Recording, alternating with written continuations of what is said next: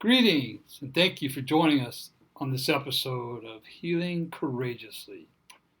On this episode, we're going to be talking about belonging. Growing up, I never really felt like I belonged to anything. And I know a lot of the people that I personally know and that I've worked with over the years, they kind of have that same feeling where they're just kind of going through life, but they don't really feel like they belong to anything important. You know, it can play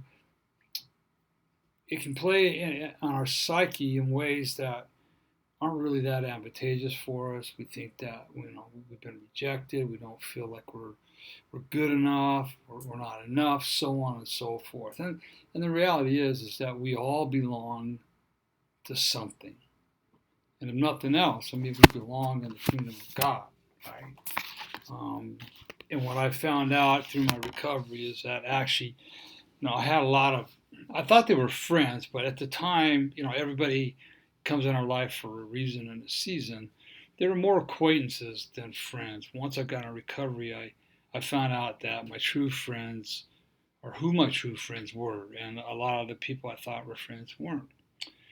So it was that deep sense of wanting to belong to something that actually got me started in my addiction when I was in high school, because I just wanted to be accepted. I didn't want to be looked down upon. I didn't want to be rejected. I wanted to be a part of something. So even though I was raised in a born again Christian home, which was an extremely toxic and unhealthy born again Christian home at best, and even though I knew doing drugs and drinking was wrong, if that's what it was going to take for me to feel like I belonged to something and be a part of something, then I did it. And that's what I did.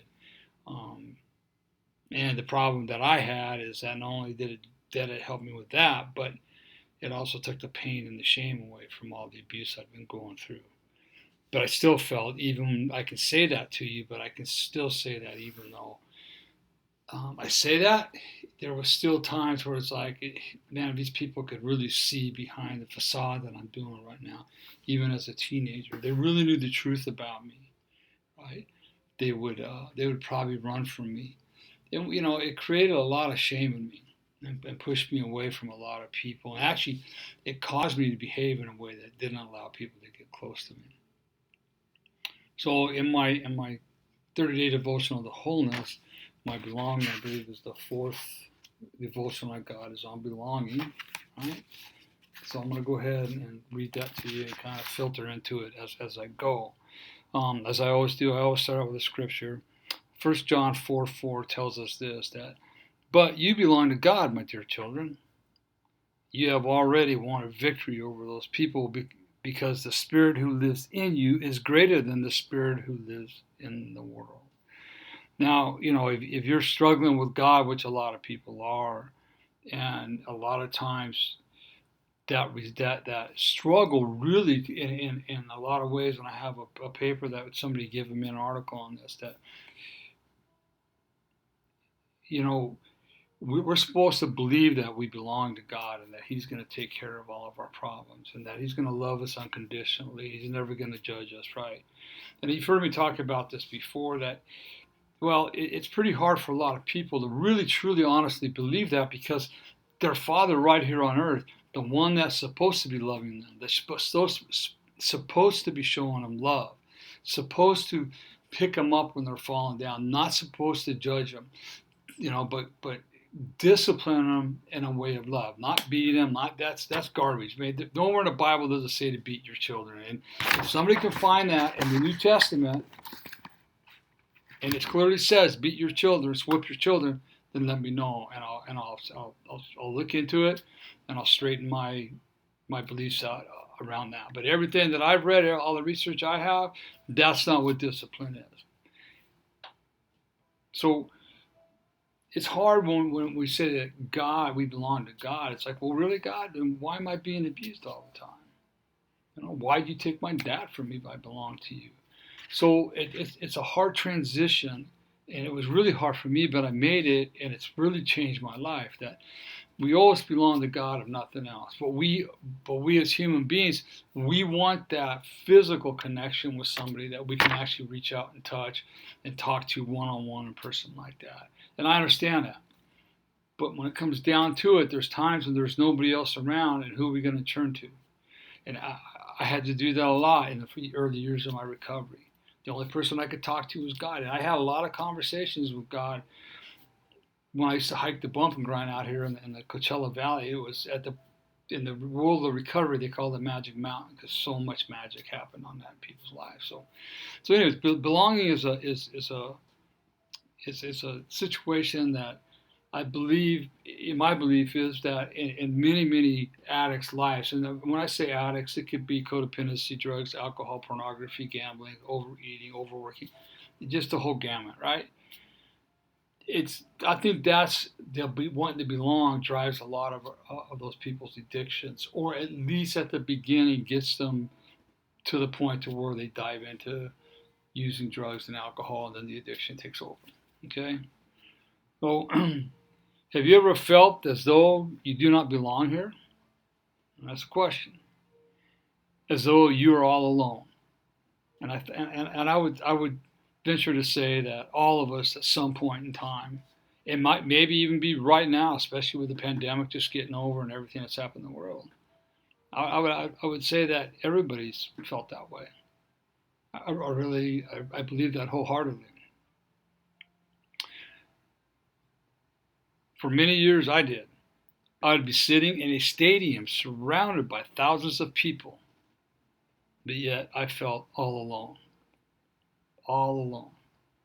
And it was all within my head because I felt less than, not deserving of. All these different things that had been instilled in me, the lies that I'd been told by my stepfather and my mother and other people in my life, the lies that the enemy wants to keep bringing up to me and reminding me of. Remember, Satan knows one thing, and he knows it really good. He knows your past, so he's going to use that against us. So we have to just arm ourselves and be ready when those attacks come. I grew up in an abusive home where my voice did not matter, and my feelings were nullified. My feelings they didn't matter. They were always nullified. In fact, if I talked about my feelings, I often got beat and told to shut up. That I don't know what I'm talking about. I felt as though I was the only one in the world that was being abused. And I can still see it today. I can remember one day walking down Westbourne and Dana Point going to school, and I looked up to the clouds and said, God, why me? Out of all the millions of kids in this world, why am I the one being abused? And what I know today is I wasn't the only one being abused, especially a lot of my classmates were also being abused. I found out later. The pastor of our church even told me the abuse, that it was part of growing up. The shame that is attached with sexual abuse made it even worse. I was afraid to say anything out of fear that I would not be believed. I would not be believed. And that again comes from not being believed by abusive and toxic parents that were a deacon of the church and a member of the choir. All right, so then my voice was taken from me. So it's like, why should I say anything? Nobody's going to believe me, or they're going to argue with me. That's a whole nother thing. But I just fear that I would not be believed. To feel like I belong, I chased all things the world tells us will make us happy. I became successful in business, surrounded myself with people I perceived to be successful, and have one. I became successful in business, surrounded myself with people I perceived to be successful and have what I wanted. I didn't know what true happiness was. I didn't know that true happiness came from within.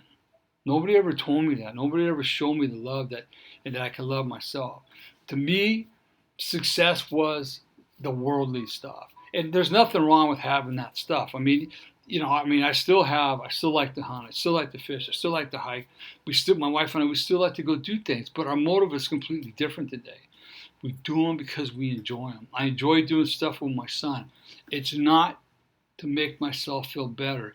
It's not to appear like, look at all that Randy does and how important he is and all the things he's got. I want to be like him someday.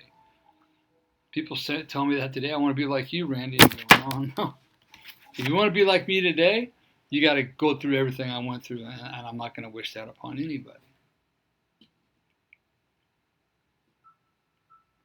But no matter how much I achieved or how much material wealth I acquired, I never really felt like I belonged. I constantly had that hole in my soul. I never felt like I fit in. I always had this underlying fear that people were judging me. Somehow they knew about what happened to me as a kid. You see, it was all a facade to hide my pain and fill the hole in my soul. I was afraid that if the facade came tumbling down, you'd see just how dirty, tainted, and broken I was. And that's true. I know a lot of other people like that. They build these facades up because they don't want nobody to know the real them. I think people have gotten so far away from hearing the real truth that they'll isolate themselves so that they don't have to hang around people that will help them and tell them the truth. Because it's not as bad as you think it is. But if you saw behind this facade that I got on, my success, my beautiful wife, my children, my travels, my car, if you saw behind all that, you wouldn't want nothing to do with me. And I learned that my mother and my stepfather had that down to a T. They played that part perfect. Out in the world, they thought that everybody thought that they were the go-to people. They're just so special, and they're so nice, and they're so beautiful, and they're so helpful, and they're so this, and they're this, and they're that. Because that's what it looked like. We lived in Dana Point. We dressed nice. We, lived on the beach. Everything about us had this outside appearance that we had our stuff together. But then when the door closed behind us, as we walked in Sunday night, and as we walked in every day after school, it was a whole different story. When we're in that house by ourselves, I never knew what was going to happen. I never knew when the demons were going to explode out of Jack and my mother. And I'm saying that I've forgiven them, and I understand where they came from today. So, but it's part of my story, and that's why I say it. So they learned how to put on this facade, and they wore it very well. Thus, I learned how to put it on. A lot of people put it on. I mean, if you got, with the work my wife and I do, if you got behind, when you get behind those people's facade, it's heartbreaking. Absolutely heartbreaking. Here's what I know today. I was never alone. When I look back over my life, even after my fall from grace in 1975, I was able to see everywhere God was with me. Despite my circumstances, despite my sin, despite all of the terrible conditions happening around me, and despite the lie I had been listening to, I was not alone. Today I have days where I might feel lonely. And I think that can just be human nature. Every once in a while we're going to feel lonely, and that's okay. I mean, I had to learn how to sit and be alone with myself.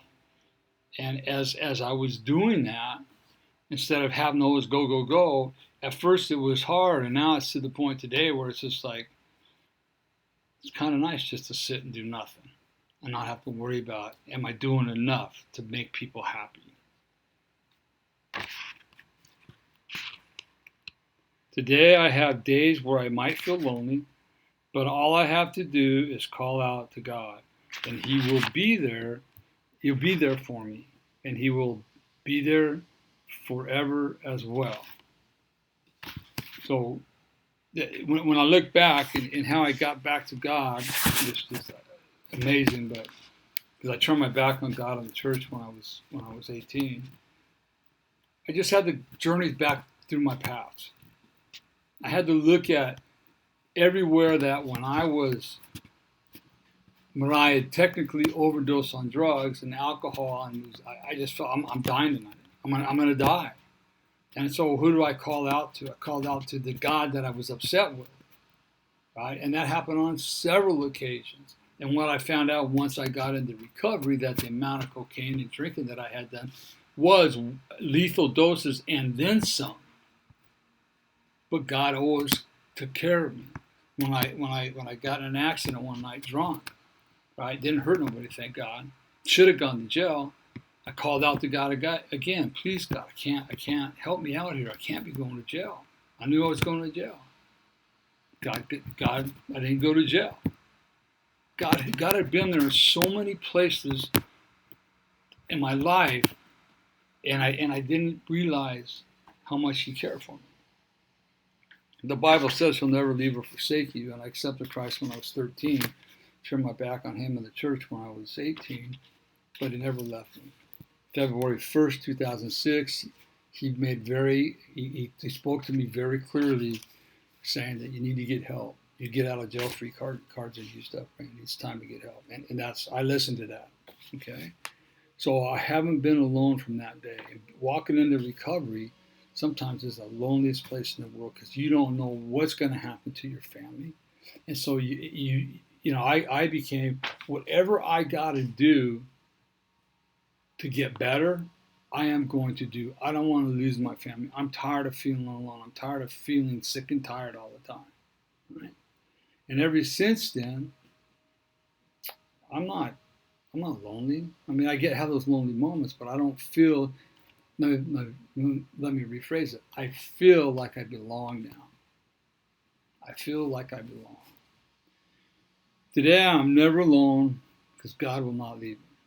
Right? Sometimes it feels like it's like, where are you at, God? I've been looking for you. I can't find you. I'm struggling, but He's right here with me. Right? He's walking with me.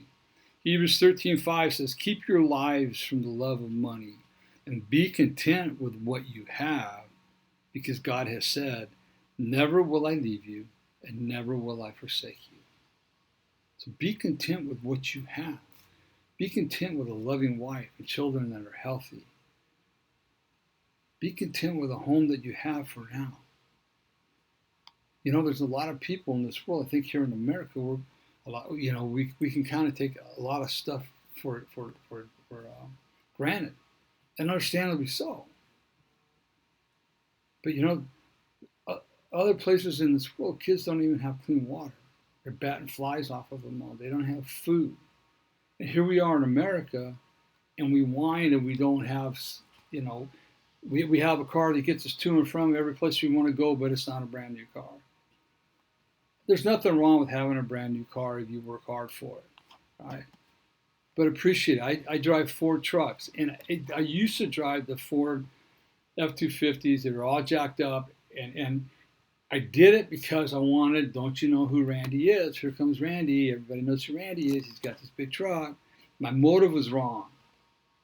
And today, I drive trucks, Ford F-150, but it looks nice because that's what I want. And I can afford it. I'm not out to impress anybody. I don't have to impress anybody. Okay, I hope that makes sense. So here's some questions. 1, 2, 3. Looks like I got 4 of them that I put at the end of every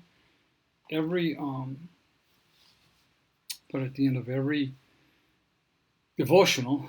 So you might, if you're listening to this, you might get a pencil and paper and write these down, and you can contemplate them, write out the answers as you feel you want to, so on and so forth. So the first one is, do you feel like you do not belong? So you feel like you do not belong, like you're a misfit, like you don't belong in this world. Okay? First of all, I'll tell you it's not true, but I understand where you're coming from because you do belong. Second question is, what happened in your life to make you feel like you were all alone? What happened in your life to make you feel like you were all alone? I want you really, these questions need to be thought about. There's no quick answer to them. You've got to really sit down and think about it, pray about it if you're a praying person, and be real honest with yourself about it. Number 3, what things are you chasing in your life to fill that void? What things are you chasing in your life to fill that void? For me, it was the business, it was money, it was cars, it was it was everything that you could buy out in the world. And that never really it made me happy for a day, and then the next thing you know, I'm on to something else. The last question is, what action steps are you going to take to feel like you are a part of? So, we can't just sit there and we can't just sit there and want to feel like we belong. There's action steps that we got to take. What are you going to do to get out of your comfort zone so you can start feeling like you're belonging? You got to have an open mind. You've got to, who's telling you the stuff in your head? Who told you those lies that you're not enough, you're not worthy of? You've got to redo all that stuff. You've got to take a risk. You've got to take a chance. It's just part of what we got to do. And believe me, I know it's hard, right? It's really hard, but when you start taking the action, and then you slowly find out that, hey, I belong to, you might jump in a group and you don't belong there at all. Not because you don't feel like, but there's, whoa, that's not for me. But even with that, I would caution that train of thought to make sure that you're not just wanting to get out of there. Okay. So like I do at the end, there's a little short prayer that I write out for you to read, and the prayer for this one is, Lord, when I feel all alone, blanket me with your grace and loving kindness to ward off rejection and loss of friends and family. Help me to feel your presence and trust that you are always with me. May the season of loneliness draw me closer to you in Jesus' name. Amen. So you can, nothing else, it's hard, I know, to reach out to God if you're struggling with that. So, find a good friend. Find somebody. There's got to be somebody in your life that you really, really trust. And find that person and become a part of what they got. Have them help you inject yourself into social arenas where you're going to feel like you belong. It's just going to take work. It's going to take risk on your part and a lot of courage. It's going to take a lot of courage, but I know you can do it. I mean, I was broken beyond broke, and I've done it, and I continue to do it. So I know that you can do it. So, hey, you can get this devotional, the 30-day devotional to wholeness, right here. It's on Amazon and paperback and Kindle. Paperback and Kindle. You can go to Amazon to get that. You can also get my book, Healing the Wounded Child Within. You can get that on Amazon. It's on paperback, Kindle, and Audible. Paperback, Kindle, and Audible.